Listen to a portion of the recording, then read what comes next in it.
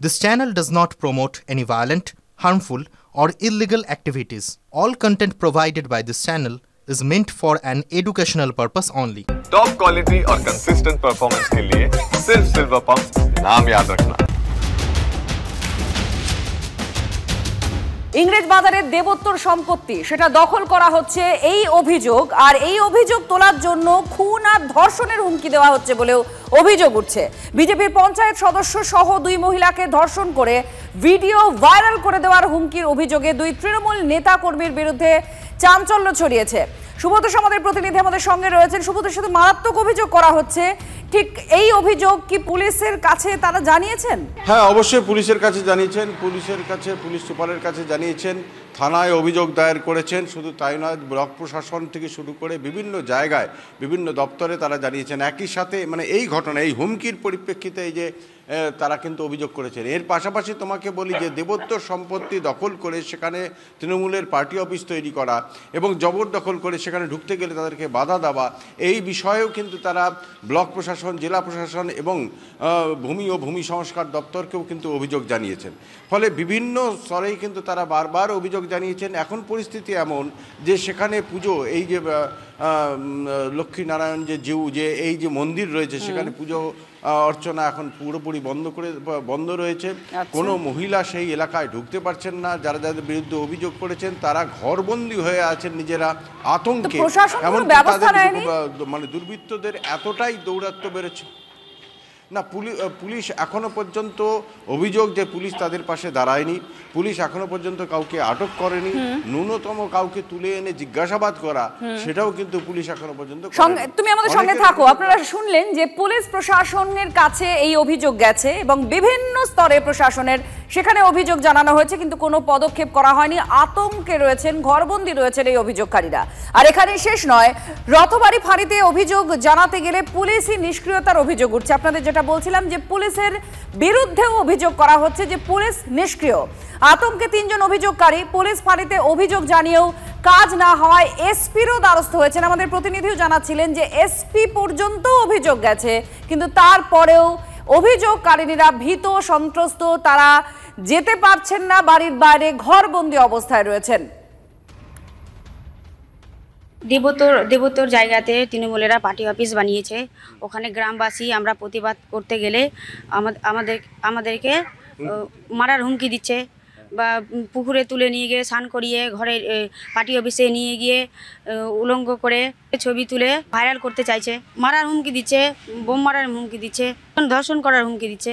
TMC party তো আমরা বলতে গেছি, তো আমাদেরকে বলছে যে উলঙ্গ করবো, উলঙ্গ করে পুকুরে স্নান করিয়ে পার্টি অফিসে নিয়ে যেয়ে ধর্ষণ করবো। হ্যাঁ, হুমকি দিচ্ছে আমাদেরকে সরাসরি।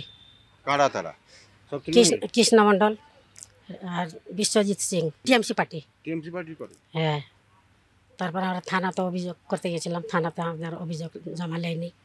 কোথায় করলেন? তারপর এসপি অফিসে করেছেন? হ্যাঁ, এসপি অফিসে তো করেছি, থানাতে করেছি। এরকম অনেকের সঙ্গে একই রকম করছে? হ্যাঁ, একই রকম সবার সঙ্গে করছে। এখন কি আপনারা ওই এলাকায় ঢুকতে পারেন? না, পারছি না ওরা। দেখুন, অভিযোগকারিনী তিনি বলছেন যে তারা ভীত, কোনো রকম কাজ পুলিশ করছে না তাদের অভিযোগের পর, এমনটা অভিযোগ। এবং যাদের বিরুদ্ধে অভিযোগ করা হচ্ছে তারা তৃণমূল করে বলে জানাচ্ছেন। ঠিক কি হয়েছে একেবারে একটু গোড়ার দিকেও যাব। সম্প্রতি ইংরেজ বাজারের বাগবাড়ি এলাকা, সেখানে 24 বিঘার একটা দেবোত্তর সম্পত্তি আছে, সেটাকেই দখল করে সেখানে পার্টি অফিস তৈরির অভিযোগ ওঠে। আর তারই বিরোধিতা করতে থাকেন স্থানীয় মানুষজন।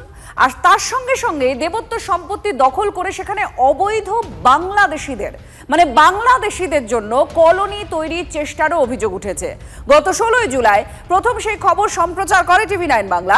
অভিযোগ এরপর থেকে অভিযোগকারীদের ক্রমাগত এই হুমকি দেওয়া হচ্ছে, তাদের খুন করা হবে, ধর্ষণ করা হবে, তাদের ছবি ভাইরাল করে দেওয়া হবে। কারা দিচ্ছে? না, তৃণমূল নেতারা, এমনটাই অভিযোগ। কি নাম? বিশ্বজিৎ দাস আর তৃণমূল কংগ্রেসের আরো এক কর্মী কৃষ্ণ মণ্ডল। বিবস্ত্র করে পুকুরে চুবিয়ে পার্টি অফিসে তুলে নিয়ে গিয়ে ধর্ষণ করা ভিডিও তুলে ভাইরাল করে দেওয়ার হুমকি দেওয়া হচ্ছে বলে অভিযোগ। অভিযুক্ত এই তৃণমূল নেতা বিশ্বজিৎ সেনের স্ত্রী শম্পা সেন আবার ইংরেজ বাজার পঞ্চায়েত সমিতির তৃণমূল সদস্য। 12 কেজি সবল নিয়ে মেরে দিবে, এইরকম একটা ধমকি আমার বাড়ির সামনে এসে হুমকি দিয়ে সেটার ভেঙে ঢুকে যাবে। এসপি, আইসি, ডিজিপি কাউকে ওরা করে না, এইরকম ডাইরেক্ট ওপেন বলেছে। তার ভিডিওটাও আমাদেরকে আমরা সোশ্যাল মিডিয়ায় ভাইরাল করেছিলাম এবং কি সেটা নিয়ে একটা থানায় জানিয়েছিলাম, কোনো মানে পদক্ষেপ হয়নি।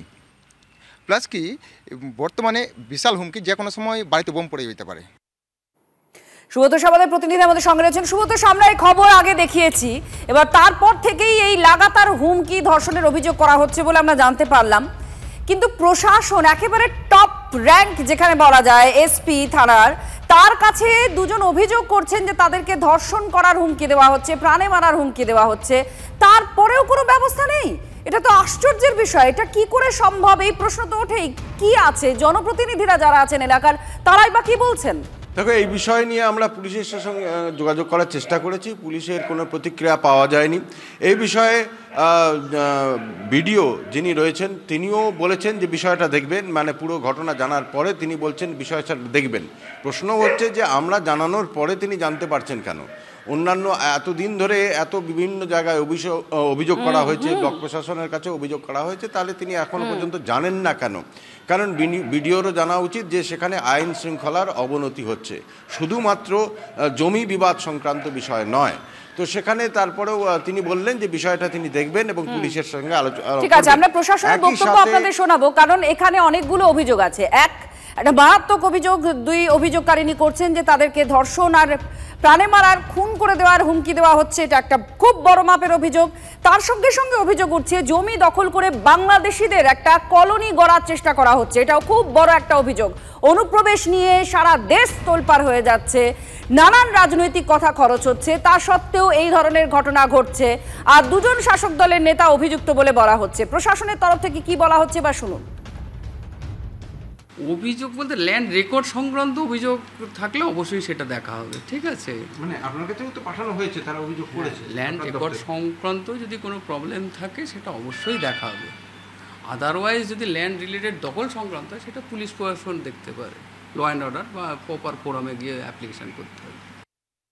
মানে সরকারিভাবে যেখানে জানানোর কথা বা যেখানে খোঁজ নেওয়ার কথা আমি জানাবো। এরকম আমার কোনো চোখেও পড়েনি বা এরকম আমাকে বলেও নেই। এরকম পরিস্থিতি আমাদের ইংলিশ ব্লকে কোথাও নেই।